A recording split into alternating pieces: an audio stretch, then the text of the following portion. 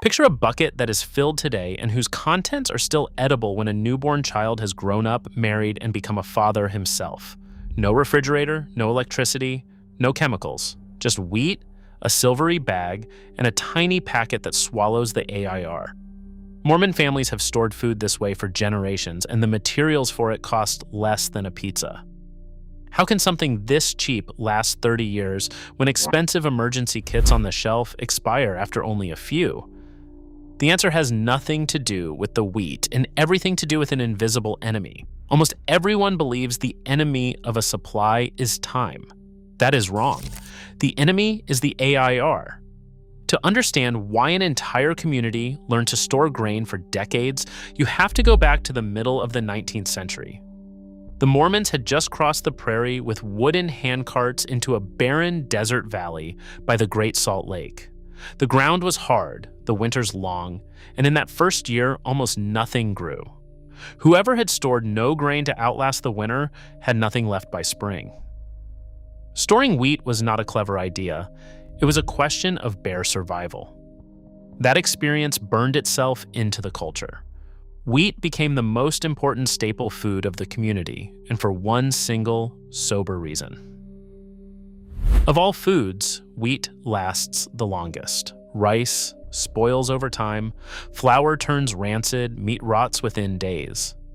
But a whole, unground grain of wheat is perfectly packaged by nature. In its hard, dry shell, the life inside it slumbers, ready to wait patiently for decades until it is needed. The problem was never the grain itself. The early families learned this through painful trial, often through loss. A spoiled sack in March meant hunger in April. Over the years, trial and error became a body of knowledge that traveled from mother to daughter and from father to son. Where do you store the grain so it stays cool? How do you keep out the mice, the moisture from the floor, the beetles from the neighbor's harvest? Every family had its tricks, and slowly these tricks condensed into a shared method that the whole community passed along. The problem was always three things that came from outside: insects that chewed through the sack, moisture that let mold grow, and oxygen that slowly aged the grain. The pioneers knew this from bitter experience. A sack of wheat, simply set in the corner, was riddled with beetles or destroyed by mold after a year. They needed a way to cut the grain off from the world. Over generations, this became a fixed part of the way of life. In the homes of the community, a well-stocked storage room belonged there as naturally as the kitchen itself. Children grew up with sacks and later buckets, standing in the basement, labeled, dated, ordered. It was nothing special, just everyday life. And it is exactly this matter-of-factness that keeps the method alive to this day. It is not taught as an emergency measure, but as normal housekeeping, the way you learn to make a bed or do the laundry. This very path exists today, perfected and accessible to anyone, and it is part of what the church calls Provident Living. It is no secret and no magic. It is simple craft that can be learned in a single afternoon. And before I show you how it works, an honest question for you. Take a look around your own kitchen for a moment. How much of what is sitting in your cupboards right now would still be edible in 5 years? In 10? For most people, the honest answer is almost nothing. We live off supplies that expire in months, not in decades. Write me in the comments what lasts the longest in your home, and whether you own even a single food item that would survive a decade. I read the answers and they say more about our dependence than most people would like to admit. Hold your answer in your head, because by the end of this video, you can change it. Now, let us look at how the method actually works. You need exactly 4 things for it, and all 4 are cheap and available everywhere. The first is a food-grade bucket with a tight lid. The second is a silvery Mylar bag that fits inside the bucket. The third is a small oxygen absorber, an unremarkable packet that looks like the one in a bottle of vitamins. And the fourth is a perfectly ordinary clothes iron. Nothing more, no machine, no special tool, nothing you have to order and wait weeks for. The procedure is just as plain. You place the Mylar bag in the bucket and fill it with dry wheat almost to the top. Then you lay the oxygen absorber on top. And now comes the decisive moment. You seal the Mylar bag with the hot iron, drawing a firm seam across the opening, and leave only a tiny gap open. Through that gap, you press the air out, then you seal that too.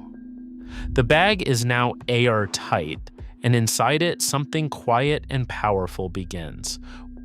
One practical note that saves a lot of frustration. The wheat truly has to be dry before it goes into the bag. Even a little residual moisture in the grain can later encourage mold, even without oxygen. Experienced families therefore let freshly bought wheat sit open for a day or two, or buy it already dried. It is a tiny detail, but it decides between a bucket that lasts 30 years and one that surprises you with a musty smell after 3. The oxygen absorber does exactly what its name says. It pulls the oxygen out of the trapped air slowly over hours. By the next morning, the bag has visibly contracted, hard as a brick, because there is almost no oxygen left inside. Without oxygen, the whole threat collapses.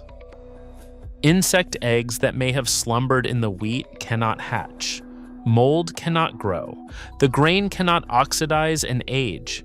You have taken the wheat out of time. Prepared this way, hard wheat lasts up to 30 years. And it is not the only one.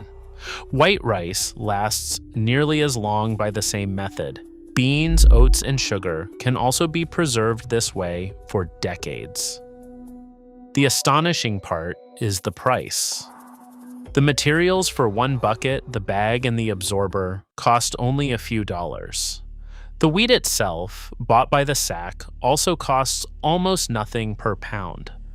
For the price of a single restaurant meal, you build a supply that can feed one person for weeks, and that will outlast you by decades.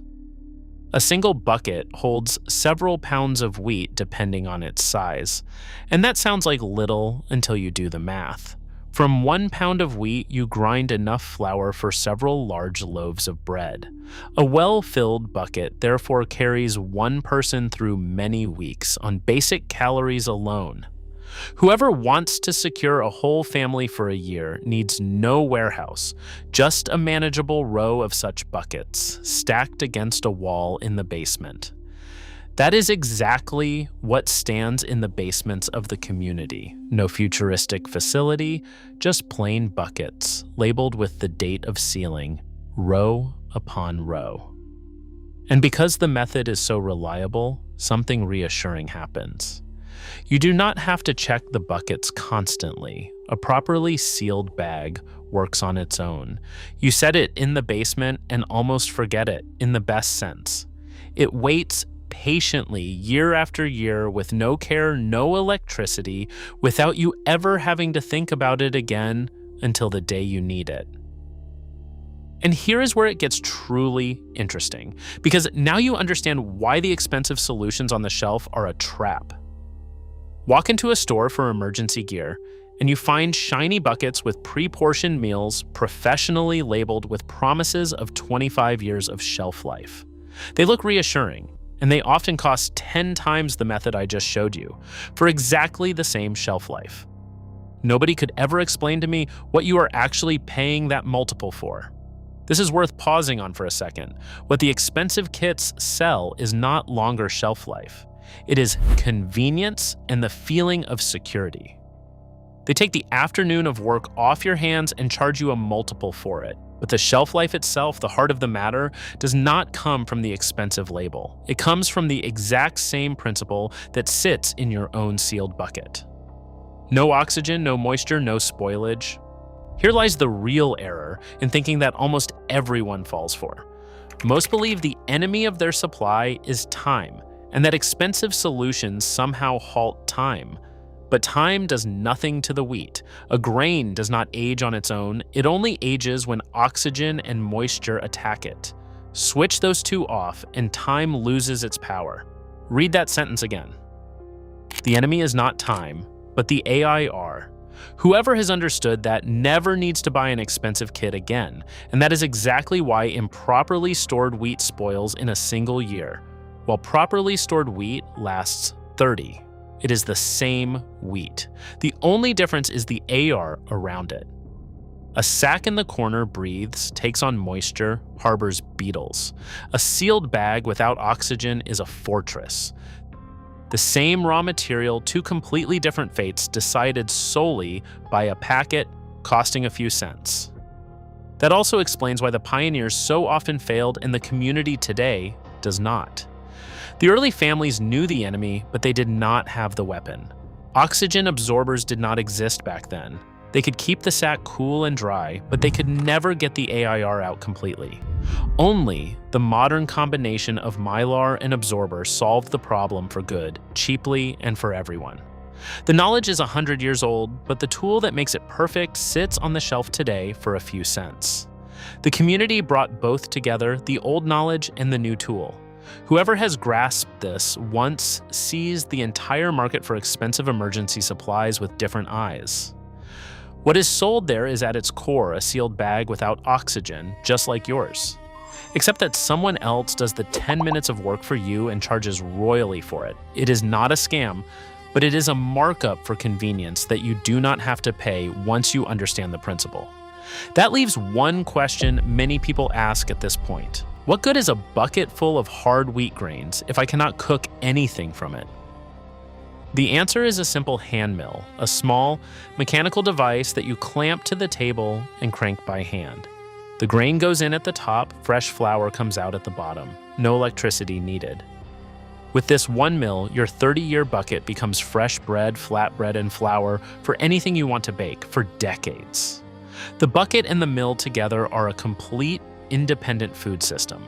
The hand mill has a second advantage that is often overlooked. Freshly ground flour is not only more durable than store-bought, it is also more nutritious. Store-bought flour loses value over weeks on the shelf because the valuable parts of the grain break down over time.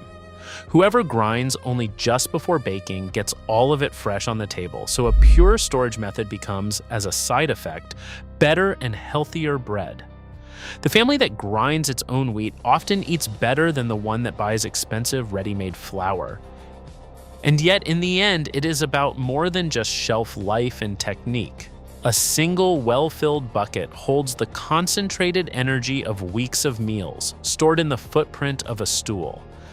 The method is so simple that a child can learn it in an afternoon, and that is exactly what happens in many families of the community. Parents and children fill and seal the buckets together, label them with the date, and stack them in the basement. It is not a grim crisis ritual, but almost a craft, passed down from one generation to the next. Some of these buckets are actually handed down. Parents prepare them and give them to their children when they move out or marry. A bucket sealed by a father 20 years ago stands today in the basement of his grown daughter, still sealed, still edible. It is a quiet form of care that reaches across decades. Preparedness you can inherit. There is a version of this story in which all of it sounds like mistrust and fear of the end of the world. But whoever speaks with the people hears something else. The real value of these buckets is not preparation for a catastrophe. It is independence. Independence from rising prices, from empty shelves, from the question of whether there will be enough next winter. Whoever has a basement full of sealed buckets no longer has to worry about the price of flour. That calm is the true content. Before you click away, do one thing. Subscribe to Provident Ways.